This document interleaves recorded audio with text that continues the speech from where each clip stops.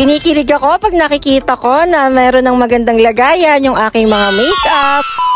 Bali, ito pala yung isang makeup kit na binili ko nung last December. Ito yung pansamantalang makeup kit na binili ko para lagayan ng aking mga naipundar na mga makeup. Bali, hindi ko pa talaga nagagamit to kasi sa punong binili ko ito ay lagayan lang talaga siya ng mga makeup at dito lang siya sa bahay. Kaya naman for today's vlog, halika at samahan niyo po ako na i-transfer yung mga makeup ko dito sa bago kong makeup trolley case. Bali, meron agad akong book appointment kinabukasan kaya inayos ko itong mga to dito para bukas naman ay aalis na lang ako. Maaga kasi yung call time ko dito sa make-upan ko na bata bukas. Kaya naman kapag meron akong racket kinabukasan ay gabi pa lang talaga inaayos ko na agad ang mga ito. Bali, ito yung unang purpose kung bakit bumili ako nito. Para kapag meron kaming home service ng make-up ay ito na syempre yung aming gagamitin. Sa mga nagtatanong kung magkano pala ang bili ko dito, ay nasagot ko na yon sa mga nakaraan na videos ko. Sana lang talaga ay mas dumami pa yung customer ko dahil meron na ako nito.